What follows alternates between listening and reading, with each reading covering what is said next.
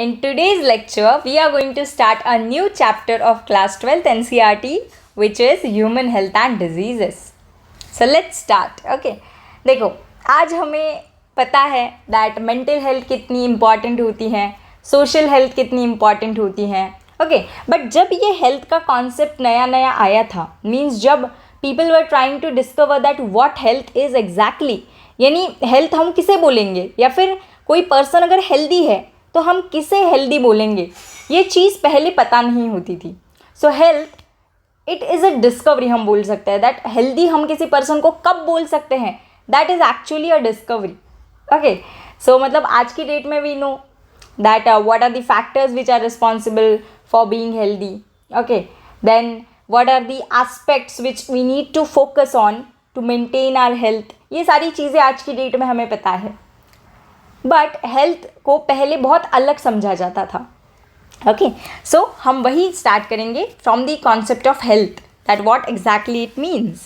तो देखो, सबसे पहले जो फादर ऑफ मेडिसिन थे, father of medicine was Hippocrates. ये एक ग्रीक फिलोसोफर थे एंड ये फादर ऑफ मेडिसिन भी थे. So Hippocrates and Indian Ayurveda system जो होती है, इन दोनों ने मिलकर हेल्थ को समझाने के लिए एक हाइपोथेसिस प्रपोज की थी. What I am saying that Hippocrates जो कि फादर ऑफ मेडिसिन थे एंड इंडियन आयुर्वेदा सिस्टम, इन दोनों ने कंबाइनिंगली मिलकर हेल्थ का कॉन्सेप्ट एक्सप्लेन किया था through a hypothesis which was known as good humour hypothesis. अब आपको ये पता होना चाहिए दैट ह्यूमर यानी क्या होता है. सो आपको याद रखना है, ह्यूमर यानी होता है बॉडी फ्लूइड. बॉडी फ्लूइड को ही स्टैंडर्ड मैनर के अंदर ह्यूमर बोला जाता है. सो जो हिप्पोक्रेट्स थे, who was the father of medicine, and जो इंडियन आयुर्वेदा सिस्टम थी, इन दोनों ने मिलाकर हेल्थ को एक्सप्लेन करने के लिए एक हाइपोथेसिस प्रपोज की थी जिसका नाम था good humour hypothesis. And humour यानी क्या होता है, ह्यूमर यानी होता है body fluid. Okay, and hypothesis यानी क्या कि जो अभी तक एक्सपेरिमेंटली प्रूफ नहीं है, कि जस्ट उन्होंने दे दिया. मतलब ज़रूरी नहीं है कि हाइपोथेसिस राइट ही होती है. जैसे कि लॉज, हम जब लॉज के बारे में सीखते हैं तो हमें पता होता है दैट लॉ ये करेक्ट ही होता है बिकॉज वो एक्सपेरिमेंटली प्रूफ होता है, राइट. बट जो हाइपोथेसिस होती है ये साइंटिस्ट बस दे देते हैं. मतलब ज़रूरी नहीं है कि हाइपोथेसिस ट्रू ही होगी always. Okay, so Hippocrates and Indian Ayurveda system, इन दोनों ने मिलाकर क्या किया था, एक हाइपोथेसिस दी थी जिसका नाम था गुड ह्यूमर हाइपोथेसिस. ह्यूमर यानी हमारा होता है बॉडी फ्लूइड. अब इस गुड ह्यूमर हाइपोथेसिस को इन्होंने क्यों प्रपोज किया था, हेल्थ को एक्सप्लेन करने के लिए. ओके, कि हेल्थ एक्चुअल में हम हेल्दी किस पर्सन को बोलेंगे. सो इस गुड ह्यूमर हाइपोथेसिस के अकॉर्डिंग जो हमारी हेल्थ होती है, it is a state of body and mind where there is a balance of certain humors यानी body fluids. यानी इनके according, Hippocrates and Indian Ayurveda system, इनके अकॉर्डिंग हमारी हेल्थ जो होती है ये एक स्टेट है हमारे बॉडी एंड माइंड का, जहाँ पर बैलेंस होता है सर्टन ह्यूमर्स का. यानी बॉडी फ्लूइड्स के बीच में बैलेंस होता है. जैसे ये देखो, ये हमारे 4 बॉडी फ्लूइड्स होते हैं हमारे बॉडी के अंदर. एक होता है ब्लड, एक है येलो बाइल, एक है ब्लैक बाइल एंड एक है फ्लेगम. सो ये चार जो हमारे पास बॉडी फ्लूइड्स होते हैं, या फिर ये 4 हमारे पास जो ह्यूमर होते हैं, ये चारों बैलेंस में रहने चाहिए हमारे बॉडी के अंदर.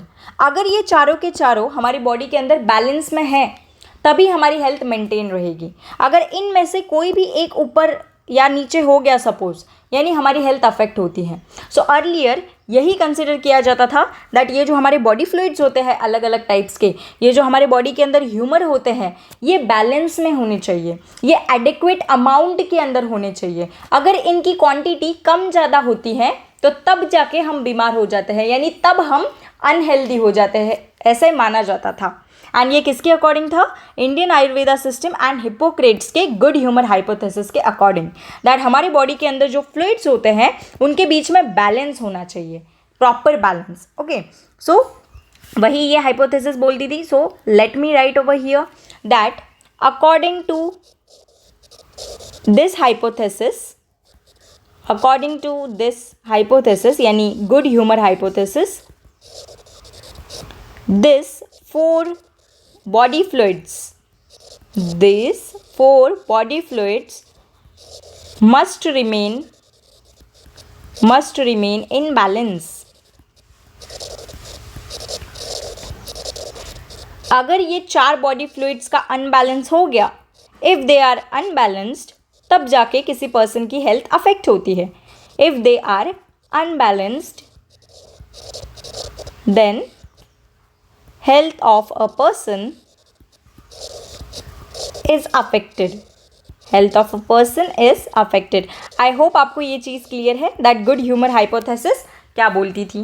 ओके, अब इसका एक एग्जाम्पल भी दिया था Hippocrates and Indian Ayurveda system ने, दैट ऐसे पर्सन्स जिनके अंदर ब्लैक बाइल का अमाउंट मान लो ज़्यादा हो गया, ऐसे पर्सन जिनके अंदर ब्लैक बाइल का अमाउंट ज़्यादा हो गया नॉर्मल से, so increased black bile in body, increased black bile in body. ऐसे जो पर्सन होते हैं जिनके बॉडी के अंदर ब्लैक बाइल का अमाउंट ज़्यादा हो जाता है, तो वो जो पर्सन है he belongs to hot personality, ऐसा बोला जाता था.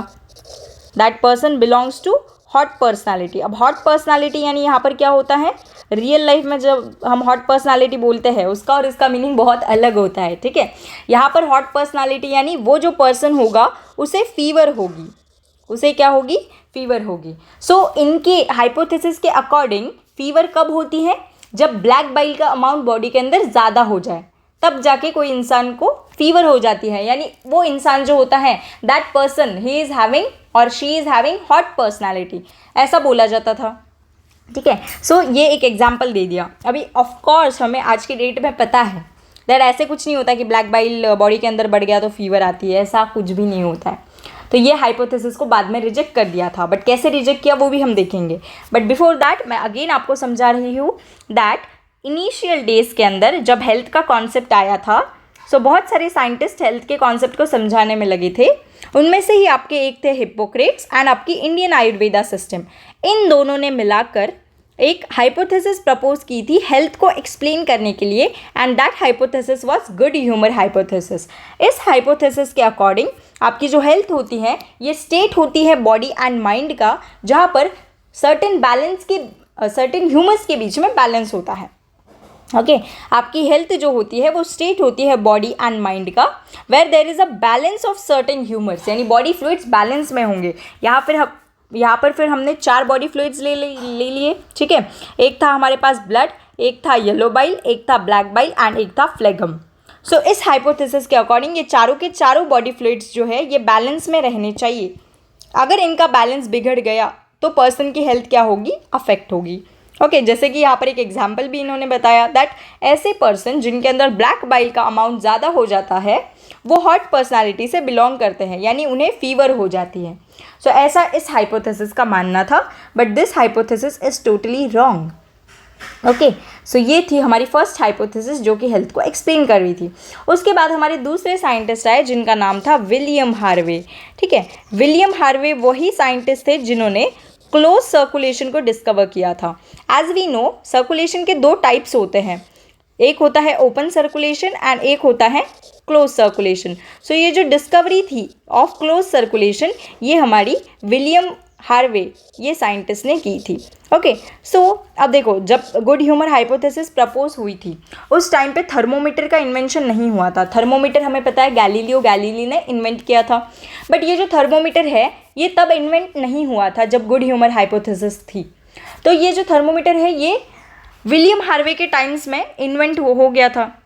सो विलियम हार्वे ने क्या किया, ऐसे पर्सन जिनके अंदर इस हाइपोथेसिस के अकॉर्डिंग क्या था दैट ऐसे पर्सन जिनके अंदर ब्लैक बाइल का अमाउंट ज़्यादा है वो हॉट पर्सनालिटी को बिलोंग करते हैं, यानी उनके अंदर फीवर होगी.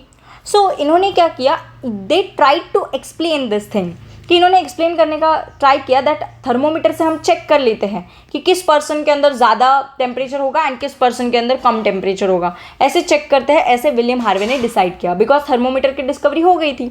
सो विलियम हार्वे ने एक ऐसा पर्सन उठाया जिसके बॉडी के अंदर ना ब्लैक बाइल ज़्यादा है. सो ऐसे पर्सन को ले लिया. सो जब उस पर्सन को लिया एंड उसके बॉडी का टेम्परेचर चेक किया थर्मोमीटर के थ्रू, सो वो तो नॉर्मल बॉडी टेम्परेचर निकला. यानी वो पर्सन की बॉडी के अंदर ब्लैक बाइल ज़्यादा अमाउंट के अंदर था, फिर भी वो पर्सन का जब टेम्परेचर चेक किया तो वो नॉर्मल बॉडी टेम्परेचर था. वो पर्सन को कोई फीवर वगैरह नहीं थी. सो यहाँ से ये चीज़ प्रूव होती है कि ऐसा कुछ नहीं होता कि जब ब्लैक बाइल का अमाउंट ज़्यादा हो जाए तब पर्सन को फीवर हो जाती है। ये चीज़ विलियम हार्वे के इस रिजल्ट से प्रूव हुई एंड इसी वजह से जो गुड ह्यूमर हाइपोथेसिस थी उसे रिजेक्ट कर दिया। मैं फिर से बताती हूँ यहाँ पर क्या हुआ। विलियम हार्वे साइंटिस्ट जब आए थे उस टाइम पर थर्मोमीटर की डिस्कवरी हो चुकी थी। ओके, सो विलियम हार्वे ने क्या किया, गुड ह्यूमर हाइपोथेसिस के अकॉर्डिंग ऐसे बताया गया था कि ऐसे पर्सन जिनके बॉडी के अंदर ब्लैक बाइल ज़्यादा है उनकी बॉडी के अंदर फीवर होगी, उन्हें फीवर होगी। सो विलियम हार्वे ने इसे चेक करने के लिए एक ऐसे पर्सन को लिया जिसके बॉडी के अंदर ब्लैक बाइल का अमाउंट ज़्यादा है एंड वो पर्सन को थर्मोमीटर के थ्रू उस पर्सन का बॉडी टेम्परेचर चेक किया तो वो पर्सन का body temperature normal body temperature निकला, मतलब उस पर्सन को कोई फीवर वगैरह नहीं थी। सो इससे क्या सामने आता है दैट ऐसा ज़रूरी नहीं है कि जिस पर्सन के बॉडी के अंदर ब्लैक बाइल ज़्यादा है उसे फीवर होगी। सो इसीलिए ये जो हाइपोथेसिस है कि हमारे बॉडी के अंदर बॉडी फ्लूइड्स होते हैं वो बैलेंस में होने चाहिए तभी हमारी हेल्थ मेंटेन रहती है, ये हाइपोथेसिस को रिजेक्ट कर दिया। किसने रिजेक्ट किया? विलियम हार्वे ने। Okay, I hope it is clear. So William Harvey William Harvey ने क्या किया था? He measured temperature of a person who is having high amount of black bile in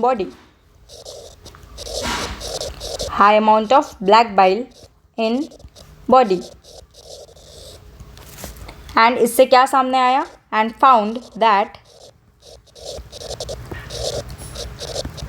the body temperature was normal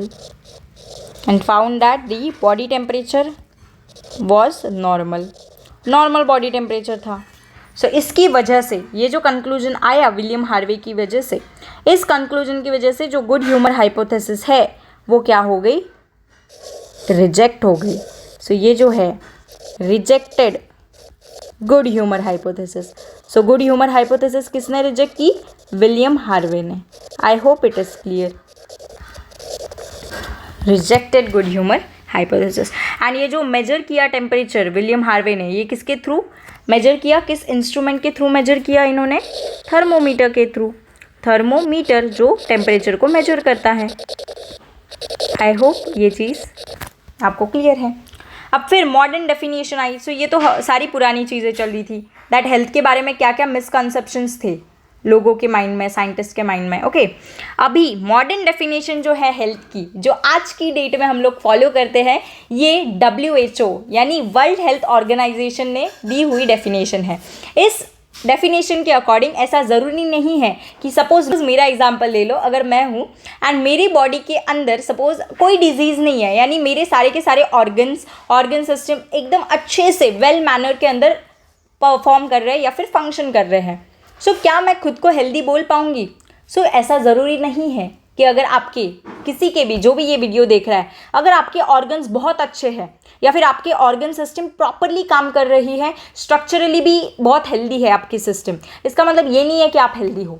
because जब हम health को consider करते हैं तो ऐसा ज़रूरी नहीं है कि बस आप डिजीज़ नहीं है या फिर ऑर्गन्स अच्छे से फंक्शन कर रहे हैं इसका मतलब वो पर्सन हेल्दी है। This is not the fact. अगर आप हेल्थ को कंसिडर कर रहे हो तो आपको फिजिकल हेल्थ के साथ साथ आपको mental health and social health भी कंसिडर करनी होगी। मेंटल हेल्थ, अगर मान लो एक पर्सन है जिसकी बॉडी कंप्लीटली बेस्ट है इन terms of organ and organ system, सारे वेल मैनर के अंदर उसके पास ऑर्गन्स एंड ऑर्गन सिस्टम्स है, एंड वो जो पर्सन है उसके अंदर कोई डिजीज़ भी नहीं है, बट अगर वो पर्सन डिप्रेशन में है, तो अगर वो पर्सन डिप्रेशन में है इसका मतलब उसकी मेंटल हेल्थ अच्छी नहीं है, तो उस पर्सन को हम लोग हेल्दी नहीं बोल सकते।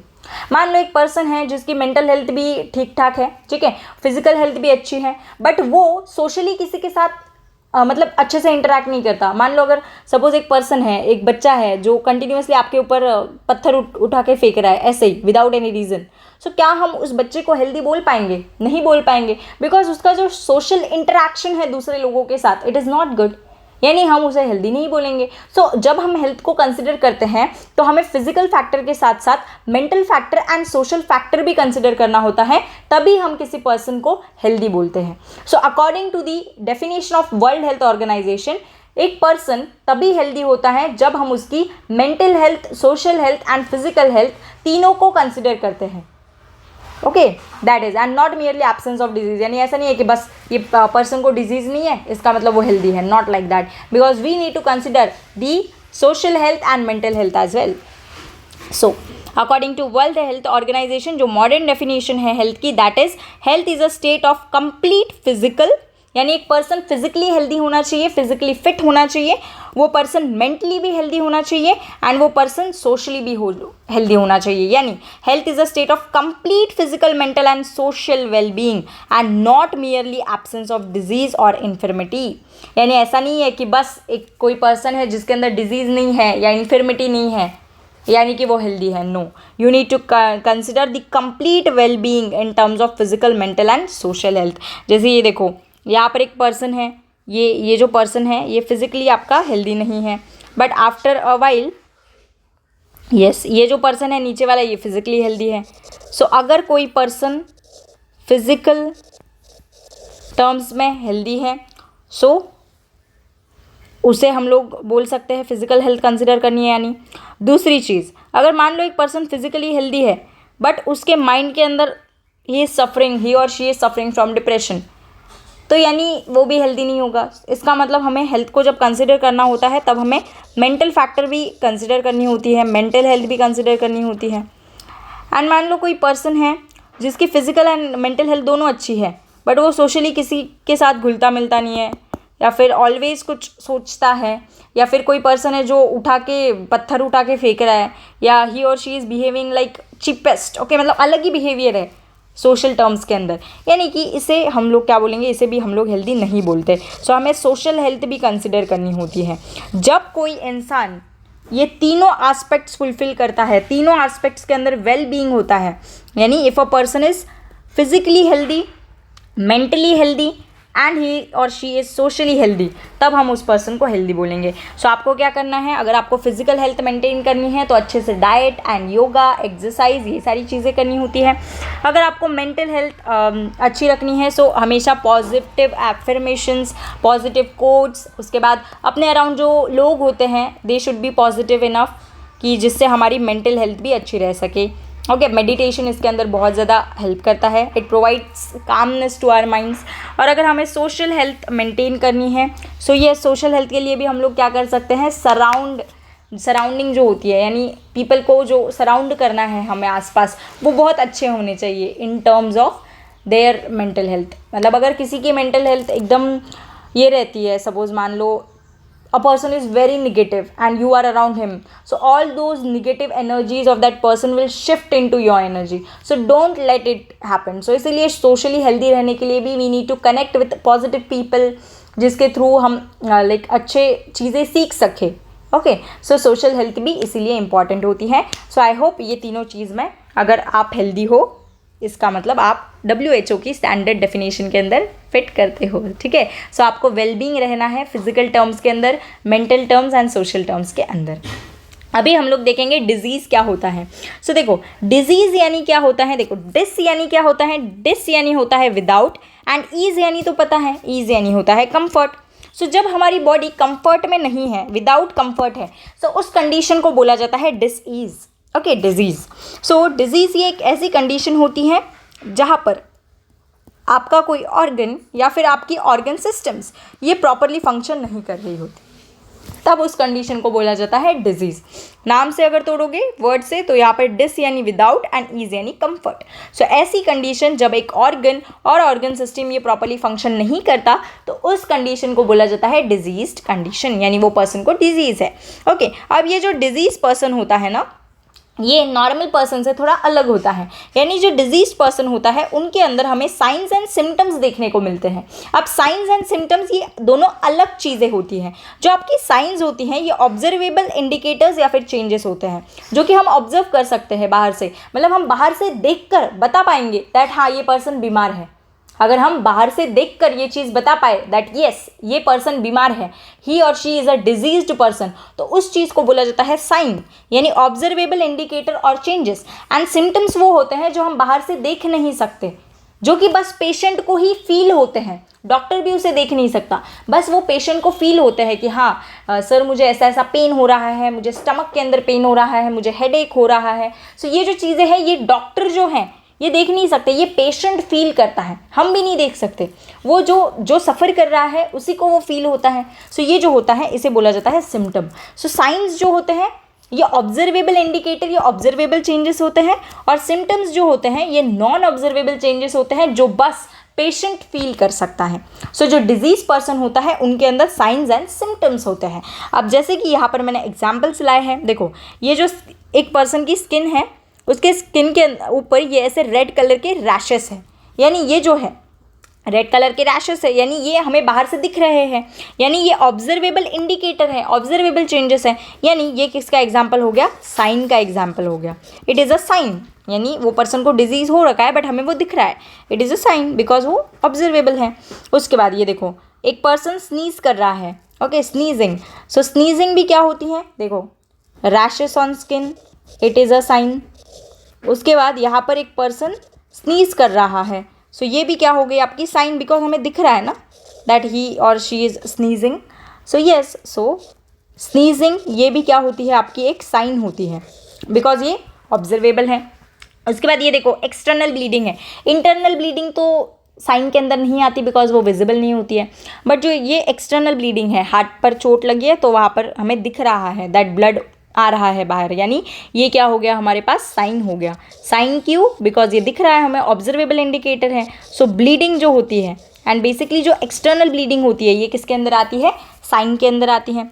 उसके बाद ये देखो एक लड़की है जिसका सर बहुत दर्द कर रहा है। अब ये मैंने पिक्चर लगाया है यहाँ पर इसीलिए हमें दिख रहा है दैट वो लड़की का सर दर्द कर रहा है, बट अगर ये पिक्चर मैंने विदाउट एनी इमोशंस लगाई होती या फिर ऐसे विदाउट एनी हैंड जेस्चर्स अगर मैंने ये इमेज लगाई होती तो हमें थोड़ी पता होता दैट सामने वाले को हेडेक हो रहा है, हम ये फील नहीं कर पाते। This is only felt by the patient. So इसका मतलब ये हेडेक जो होता है it is a symptom because ये ऑब्जर्वेबल इंडिकेटर नहीं है, ये बस पेशेंट फील कर सकता है। सो सिम्टम, सिम्टम के अंदर कौन आएगा, हेडेक आएगा, ठीक है।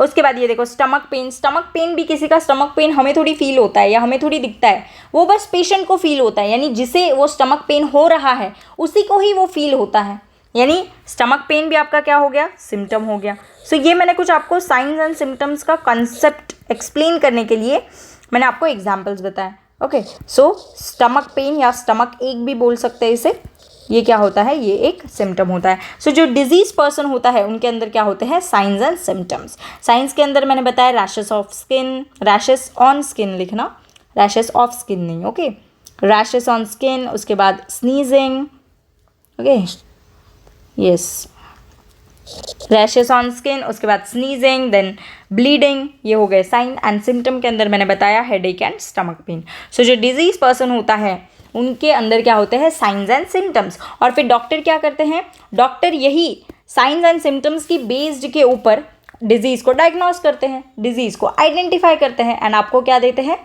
आपको मेडिकेशंस देते हैं, मेडिकेशंस, ओके, मेडिसिन प्रोवाइड करते हैं। So yes, on the basis of science and symptoms doctor disease को डायग्नोस करते हैं, आइडेंटिफाई करते हैं। So we are going to start the next topic which is types of diseases. So हमारे पास दो टाइप्स के डिजीजेस होते हैं। The first one is the congenital disease and the second one is the acquired disease. So देखो congenital disease जो होता है ये बाय बर्थ प्रेजेंट होता है, यानी a child is born with that disease, वो चाइल्ड उस डिजीज़ के साथ ही बर्थ लेता है, बॉर्न होता है उस डिजीज़ के साथ ही, ठीक है। सो उसे बोला जाता है कॉन्जेनाइटल डिजीज़, यानी जो बाय बर्थ प्रेजेंट हो, ओके। अब इस कॉन्जेनाइटल डिजीज़ के अंदर दो कैटेगरीज आती हैं, एक कैटेगरी होती है जेनेटिक डिसऑर्डर्स, ओके, एंड दूसरी कैटेगरी हमारे पास होती है डेवलपमेंटल डिफेक्ट्स। सो कॉन्जेनाइटल डिजीजेस के अंदर भी फर्दर दो कैटेगरीज होती हैं, एक होती हैं genetic disorders and the second category is the developmental defects. So ये जो होते हैं ये दोनों चीज़ें ये चाइल्ड के अंदर बाय बर्थ प्रेजेंट होते हैं, इसीलिए ये कॉन्जेनाइटल डिजीज़ की कैटेगरी के अंदर आता है। जेनेटिक डिसऑर्डर्स के कुछ एग्जांपल्स मैंने यहाँ पर लिखे हैं, Down syndrome, sickle cell anaemia, Klinefelter syndrome. ये सारी डिजीजेस की डिटेलिंग हम लोग principle of inheritance and variations में देखेंगे, ओके। एंड जो डेवलपमेंटल डिफेक्ट्स आते हैं ये भी कॉन्जेनाइटल डिजीज़ के अंदर आते हैं। डेवलपमेंटल डिफेक्ट्स के अंदर ये देखो, यहाँ पर कुछ इमेजेस मैंने लाई है। We don't need to memorise this names, just see the developmental defects. Okay, कि ऐसे डिफेक्ट्स आ सकते हैं। सो ये भी बाय बर्थ चाइल्ड के अंदर क्या होते हैं, प्रेजेंट होते हैं। सो बाय बर्थ प्रेजेंट है, इसीलिए इसे क्या बोला जाता है, कॉन्जेनाइटल डिजीज़ बोला जाता है। सो कॉन्जेनाइटल डिजीजेस के अंदर 2 कैटेगरीज होती है, जेनेटिक डिसऑर्डर्स, जिसके अंदर मैंने ये 3 एग्जाम्पल लिखे हैं। एक और आता है मस्कुलर डिस्ट्रॉफी, बहुत सारे जेनेटिक डिसऑर्डर्स होते हैं, ठीक है। सो वो इस कैटेगरी के अंदर आएंगे। एंड दूसरी कैटेगरी है हमारी डेवलपमेंटल डिफेक्ट्स। अब ये तो हो गए कॉन्जेनाइटल डिजीज़। अब जो एक्वायर्ड डिजीज़ होते हैं ये बाय बर्थ प्रेजेंट नहीं होते, ये जैसे जैसे इंडिविजुअल ग्रो होता है लाइफ टाइम के अंदर एक्वायर होते हैं ये डिजीजेस। ओके, सो एक्वायर्ड ड्यूरिंग लाइफ टाइम यानी आफ्टर बर्थ ये डिजीजेस आएंगे। अब ये एक्वायर्ड डिजीजेस भी फर्दर 2 टाइप्स के होते हैं, एक होता है कम्युनिकेबल एंड एक होता है नॉन कम्युनिकेबल। अब ये हम बचपन से पढ़ रहे हैं कि जो डिजीज़ एक पर्सन से दूसरे पर्सन के अंदर एंटर कर सकता है, पास हो सकता है या ट्रांसमिट हो सकता है, उसे बोला जाता है कम्युनिकेबल डिजीज़। एंड जो डिजीज़ एक पर्सन से दूसरे पर्सन के अंदर ट्रांसमिट नहीं होता उसे बोला जाता है नॉन कम्युनिकेबल डिजीज़। अब यहीं पर हम लोग 12th क्लास के स्टैंडर्ड रेफरेंस के अकॉर्डिंग कम्युनिकेबल डिजीज़ को बोलेंगे infectious diseases and non communicable disease को हम लोग क्या बोलेंगे, non infectious diseases. So communicable यानी ही इन्फेक्शियस होता है एंड नॉन कम्युनिकेबल यानी ही नॉन इन्फेक्शियस होता है। So acquired diseases further on the basis of कि वो ट्रांसमिट होगी या नहीं एक पर्सन से दूसरे पर्सन के अंदर, उसके बेसिस के ऊपर ये infectious and non infectious that is communicable and non communicable, इन 2 इसके अंदर ये क्लासीफाई किए जाते हैं। अब ये जो हमारे कम्युनिकेबल होते हैं दैट इज़ इन्फेक्शियस डिजीजेज होते हैं, ये फर्दर 2 टाइप्स के होते हैं। हमारे जो कम्युनिकेबल डिजीजेज होते हैं ये फर्दर 2 टाइप्स के होते हैं, एक होता है कॉन्टाजियस एंड एक होता है नॉन कॉन्टाजियस। अब कॉन्टाजियस डिजीज़ यानी वो डिजीज़ होता है जो डायरेक्ट कॉन्टैक्ट के थ्रू स्प्रेड होता है, यानी अगर हम हैंडशेक भी कर रहे हैं उस पर्सन के साथ, सो ये डिजीज़ हमारे अंदर भी ट्रांसफ़र होगा। मान लो अगर एक पेशेंट है, सपोज़ वो कॉन्टाजियस डिजीज़ से सफ़र कर रहा है, यानी सपोज़ उसने यूटेंसिल्स को हाथ लगाया एंड वो यूटेंसिल उसने कहीं टेबल पर रख दिए एंड सेम यूटेंसिल्स हमने उठाए वहाँ से। सो वो जो यूटेंसिल्स है, उसके बाद पेन, मान लो पेन अगर डेस्क के ऊपर हम वो पेशेंट पेन से लिख रहा है, फिर हमने वही पेन लेकर लिख दिया। सो ये जो है जो ऑब्जेक्ट से ट्रांसमिट हो रहे हैं, डायरेक्ट कॉन्टैक्ट के थ्रू ट्रांसमिट हो रहे हैं या फिर हैंडशेक से भी ट्रांसमिट हो रहे हैं, ये सारे डिजीजेस कॉन्टाजियस के अंदर आते हैं। इसका एग्जाम्पल आपके पास है कॉमन कोल्ड। कॉमन कोल्ड अगर आपके आसपास किसी को सर्दी जुकाम है, सो आपको भी वो जल्दी से कैच हो जाता है, राइट। यानी वो किसकी कैटेगरी के अंदर आता है, वो कॉन्टाजियस के अंदर आता है। कॉन्टाजियस यानी जो डायरेक्ट कॉन्टैक्ट के थ्रू स्प्रेड होते हैं ऐसे डिजीजेस। उसके बाद चिकन पॉक्स भी हमने देखा ही है बचपन में, ठीक है। तो हम जब छोटे थे तब उस टाइम पे क्या होता था, स्प्रेड होता था एक पर्सन से दूसरे पर्सन के अंदर। इनफैक्ट जब किसी को चिकन पॉक्स होता था सो उसे मतलब एक अलग रूम में रखा जाता था, ओके। मतलब ज़्यादा पास नहीं जाते थे कोई, वाई, बिकॉज वो स्प्रेड होता है, जल्दी से कैच होता है एक पर्सन से दूसरे पर्सन के अंदर। सो दैट्स वाई स्कूल भी मिस आउट होती थी, ओके। सो ये चिकन पॉक्स तो हर किसी को एक ना एक बार तो लाइफ टाइम में हुआ ही होगा, मेजोरिटी, ओके। सो ये जो इन्फेक्शियस डिजीज है इसके अंदर ही कॉन्टाजियस आता है, जो डायरेक्ट कॉन्टैक्ट के थ्रू स्प्रेड होता है, इसके अंदर common cold and chicken pox होते हैं। उसके बाद नॉन कॉन्टाजियस डिजीजेस, ये भी इन्फेक्शियस डिजीज होता है बट ये डायरेक्ट कॉन्टैक्ट के थ्रू स्प्रेड नहीं होता। इस डिजीज़ को स्प्रेड होने के लिए जो नॉन कॉन्टाजियस होते हैं, इनको स्प्रेड होने के लिए कोई मीडियम लगता है, मीडियम या फिर वेक्टर लगता है। जैसे कि एड्स जो डिजीज़ होता है ये डायरेक्टली हैंड शेकिंग या फिर अगर हम कॉन्टैक्ट में हैं तो ऐसे नहीं स्प्रेड होता। एड्स जो होता है ये बॉडी फ्लूइड के थ्रू स्प्रेड होता है, यानी जब मान लो जब एक्ट ऑफ कॉपुलेशन या फिर सेक्सुअल इंटरकोर्स होता है उस टाइम पे जो बॉडी फ्लूइड्स होते हैं मेल एंड फीमेल के, वो कॉन्टैक्ट में आते हैं। सो उसकी वजह से क्या होता है, एड्स होता है। सो एड्स के लिए डायरेक्ट हैंडशेक या फिर डायरेक्ट ऑब्जेक्ट से या फिर हग करने से, इस चीज़ों की वजह से एड्स स्प्रेड नहीं हो रहा है, यानी डायरेक्ट कॉन्टैक्ट के थ्रू ये स्प्रेड नहीं हो रहा, इसे मीडियम लग रहा है and that medium is body fluid. That's why AIDS जो आता है ये नॉन कॉन्टाजियस की कैटेगरी के अंदर आता है। वेयरएज जो मलेरिया है, अब मलेरिया देखो, मलेरिया भी एक पर्सन से दूसरे पर्सन के अंदर स्प्रेड होता है, बट मलेरिया को स्प्रेड करने के लिए एक वेक्टर लगता है एंड वो वेक्टर कौन सा होता है, हमारा मच्छर, ओके, मॉस्किटो। जब एक पर्सन है, सपोज मैं हूँ, अगर मुझे मलेरिया है तो अगर सपोज एक मॉस्किटो आया जो मुझे बाइट कर रहा है, सो वो मेरी बॉडी से ब्लड सक करेगा, एंड जब ये मॉस्किटो दूसरे किसी नॉन इन्फेक्टेड पर्सन को काट देगा तो क्या होगा, मेरा जो बॉडी में सक किया वाला ब्लड होता है उसके अंदर वो मलेरिया के पैरासाइट्स होते हैं। सो ये पैरासाइट्स वो मॉस्किटो वो दूसरे नॉन इन्फेक्टेड पर्सन के अंदर छोड़ देगा। यानी यहाँ पर क्या हो रहा है, इन्फेक्टेड पर्सन से नॉन इन्फेक्टेड पर्सन के अंदर डिजीज़ कैरी हो रहा है यहाँ पर, एंड कौन कैरी कर रहा है, मॉस्किटो। सो यानी मलेरिया को स्प्रेड करने के लिए एक वेक्टर लगता है, एंड वो वेक्टर कौन होता है, मॉस्किटो होता है। आई hope it is clear. So infectious diseases यानी कम्युनिकेबल डिजीजेस, इसके भी फर्दर दो टाइप्स होते हैं। कॉन्टाजियस जो डायरेक्ट कॉन्टैक्ट के थ्रू स्प्रेड होते हैं, example common cold and chicken pox, and non contagious जो डायरेक्ट कॉन्टैक्ट के थ्रू स्प्रेड नहीं होते, इन्हें स्प्रेड करने के लिए कोई वेक्टर या फिर मीडियम लगता है। इसका एग्जाम्पल है एड्स जो कि बॉडी फ्लूइड्स के थ्रू स्प्रेड होता है, एंड मलेरिया जो कि मॉस्किटो वेक्टर के थ्रू स्प्रेड होता है। आई होप इट इज़ क्लियर। अब हेल्थ किन किन चीज़ों से अफेक्ट हो सकती है। सो हेल्थ देखो, जेनेटिक डिसऑर्डर अगर किसी को है तो उसकी हेल्थ अफेक्टेड होगी। उसके बाद इन्फेक्शंस के थ्रू हेल्थ अफेक्ट हो सकती है, एंड हेल्थ लाइफस्टाइल से भी अफेक्ट होती है। सो हेल्थ तीन चीज़ों से अफेक्ट होती है, lifestyle, infections and genetic disorders. अब देखो, ये जेनेटिक डिसऑर्डर्स हमारे हाथ में नहीं होते, इन्फेक्शंस भी हम ज़्यादा कंट्रोल नहीं कर सकते, बट हमारे हाथ में हमारी लाइफस्टाइल होती है। सो क्या डाइट लेना है एंड ऑल। सो ये जो लाइफस्टाइल है, ये लाइफस्टाइल को हम रेगुलेट कर हेल्थ को मेंटेन कर सकते हैं। सो टू रिमेन हेल्दी हमें बैलेंस डाइट फॉलो करना होता है। उसके बाद पर्सनल हाइजीन जो होती है वो अच्छी होनी चाहिए, good personal hygiene, exercise and yoga. Yoga तो बहुत ज़्यादा बेनिफिशियल होता है, okay, it is the game changer. So yoga, exercise, उसके बाद good personal hygiene, balance diet, ये चीज़ें अगर हम करें, यानी ये चीज़ें हम अपनी लाइफस्टाइल के अंदर अगर इंक्लूड करें तो हमारी हेल्थ, अगर हम अनहेल्दी भी हैं सो वो काइंड ऑफ रेगुलेट होती है, काइंड ऑफ बेटर ट्रैक पे आ जाती है।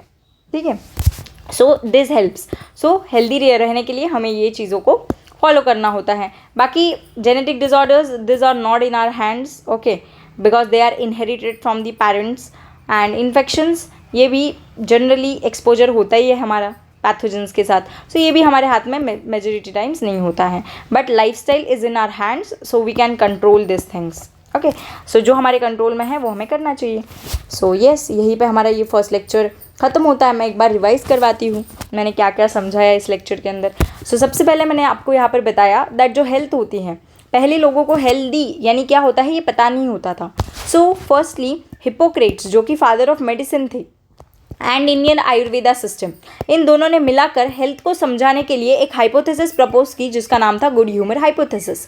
इस गुड ह्यूमर हाइपोथेसिस के अकॉर्डिंग हेल्थ एक state of body and mind होती है जहाँ पर there is a balance of certain body fluids या फिर ह्यूमर्स, यानी बॉडी फ्लूइड्स बैलेंस में होने चाहिए किसी पर्सन के बॉडी के अंदर। अगर बॉडी फ्लूइड्स का बैलेंस अनबैलेंस हो गया तब जाके किसी पर्सन को डिजीज़ कॉज होता है। यहाँ पर मैंने एक एग्जाम्पल बताया दैट 4 टाइप के यहाँ पर बॉडी फ्लूइड्स हमने लिए, एक लिया blood, yellow bile, black bile, phlegm. अब ये जो 4 है ये बैलेंस में रहने चाहिए। अगर इनका बैलेंस बिगड़ गया, मतलब कोई भी कम ज़्यादा हो गया, तो वो पर्सन की हेल्थ अफेक्ट हो जाएगी। यहाँ पर मैंने एग्जांपल के लिए बताया कि मान लो एक पर्सन है, उसकी बॉडी के अंदर ब्लैक बाइल का अमाउंट ज़्यादा हो गया। अगर उस पर्सन के अंदर ब्लैक बाइल का अमाउंट ज़्यादा हो गया, इसका मतलब वो पर्सन जो है उसको फीवर हो गई, दैट मीन्स ही और she is belonging to hot personality. ठीक है, सो बॉडी फ्लूइड का अमाउंट डिस्टर्ब हुआ इसीलिए उस पर्सन को फीवर आई, यानी ब्लैक बाइल का अमाउंट ज़्यादा हो गया इसीलिए उस पर्सन को फीवर आई, बट ऐसा नहीं होता। ठीक है, ये किसने बताया? विलियम हार्वे ने। विलियम हार्वे ने डिस्कवरी की थी क्लोज सर्कुलेशन की। विलियम हार्वे ने ये भी बताया था दैट ये जो गुड ह्यूमर हाइपोथेसिस है ये कम्प्लीटली रॉन्ग है, बिकॉज विलियम हार्वे ने क्या किया, एक ऐसा पर्सन लिया जिसके बॉडी के अंदर ब्लैक बाइल का अमाउंट ज़्यादा है। सो गुड ह्यूमर हाइपोथेसिस के अकॉर्डिंग वो जो पर्सन है जिसके बॉडी के अंदर ब्लैक बाइल का अमाउंट ज़्यादा है उसके अंदर फीवर होनी चाहिए, बट जब थर्मोमीटर के थ्रू विलियम हार्वे ने मेजर किया, सो जिस पर्सन के अंदर वो ब्लैक बाइल का अमाउंट ज़्यादा था उसके अंदर फीवर थी ही नहीं, यानी ही और she was not belonging to hot personality. यानी ऐसा ज़रूरी नहीं है कि जब ब्लैक बाइल का अमाउंट बॉडी में ज़्यादा हो इसका मतलब फीवर होता है, it is completely false. So ये कंक्लूजन से विलियम हार्वे ने गुड ह्यूमर हाइपोथेसिस जो Hippocrates and Indian Ayurveda system ने दी थी उसे रिजेक्ट कर दिया। उसके बाद मॉडर्न डेफिनेशन ऑफ हेल्थ ये बोलती है दैट हमें हेल्थ के टर्म्स में फिजिकल, मेंटल एंड सोशल ये तीनों एस्पेक्ट्स के अंदर अगर कोई वेलबींग है तो ही हम उस पर्सन को हेल्दी अज्यूम करते हैं। ठीक है, सो health is a state of complete physical, mental and social wellbeing and not merely absence of a disease और इन्फर्मिटी। सो फिजिकली हेल्दी होना चाहिए पर्सन, फिजिकल हेल्थ कंसिडर करनी है, मेंटल हेल्थ भी कंसिडर करनी है एंड सोशल हेल्थ भी consider करनी है। उसके बाद मैंने बताया डिजीज़ ये ऐसी कंडीशन होती है जहाँ पर एक कोई ऑर्गन या फिर ऑर्गन सिस्टम ये प्रॉपरली फंक्शन नहीं कर रहे होते। ओके, एंड ये जो डिजीज़ पर्सन होता है इसके अंदर साइंस एंड सिम्टम होते हैं। साइंस जो हम बाहर से देख पाते हैं, सिम्टम जो हम बाहर से नहीं देख पाते वो पेशेंट फील करता है। सो देखो, रैशेस ऑन स्किन बाहर से दिख रहा है, इसका मतलब ये साइन है। स्नीजिंग बाहर से दिख रहा है, इसका मतलब ये भी साइन है। उसके बाद एक्सटर्नल ब्लीडिंग ये बाहर से दिख रही है, यानी ये भी साइन हो गया। हेडेक एंड स्टमक एक, ये पेशेंट को ही फील होता है, हमें बाहर से नहीं दिखता, इसीलिए ये किसके कैटेगरी के अंदर आ गए, सिम्टम्स के। And on the basis of this science and symptom doctor क्या करता है, डिजीज़ को आइडेंटिफाई करता है, डायग्नोस करता है। उसके बाद हमने देखा टाइप्स ऑफ डिजीज़। तो पहले हमने देखा कॉन्जेनाइटल डिजीज़, ऐसे डिजीज़ जो बाय बर्थ प्रेजेंट होते हैं उन्हें कॉन्जेनाइटल डिजीज़ बोला जाता है। इसके अंदर जेनेटिक डिसऑर्डर्स आते हैं एंड डेवलपमेंटल डिफेक्ट्स आते हैं। जेनेटिक डिसऑर्डर्स के ये एग्जांपल्स मैंने लिखे हैं, डेवलपमेंटल डिफेक्ट्स की पिक्चर मैंने यहाँ पर शो की है। उसके बाद the next disease is the acquired disease. Acquired disease जो बाय बर्थ प्रेजेंट नहीं होते, जो लाइफ टाइम के अंदर एक्वायर किए जाते हैं बाय एन इंडिविजुअल। एंड ये एक्वायर्ड डिजीजेस फर्दर दो टाइप्स के होते हैं, एक कम्युनिकेबल को ही बोला जाता है इन्फेक्शियस, एंड एक होता है नॉन कम्युनिकेबल को ही बोला जाता है नॉन इन्फेक्शियस। अब ये जो इन्फेक्शियस डिजीज़ होते हैं, यानी जो कि कम्युनिकेबल डिजीजेज होते हैं, यानी जो एक पर्सन से दूसरे पर्सन के अंदर ट्रांसमिट होते हैं, पास होते हैं, ये इन्फेक्शियस डिजीज़ फर्दर दो टाइप्स के होते हैं, एक है कॉन्टाजियस एंड एक है नॉन कॉन्टाजियस। कॉन्टाजियस यानी वो डिजीज़ जो डायरेक्ट कॉन्टैक्ट के थ्रू स्प्रेड होते हैं, नॉन कॉन्टाजियस यानी वो जो डायरेक्ट कॉन्टैक्ट के थ्रू स्प्रेड नहीं होते, इन्हें स्प्रेड करने के लिए कोई मीडियम या फिर वेक्टर की ज़रूरत होती है। कॉन्टाजियस जो डायरेक्ट कॉन्टैक्ट के थ्रू स्प्रेड करते हैं, इसका एग्जाम्पल है common cold and chicken pox.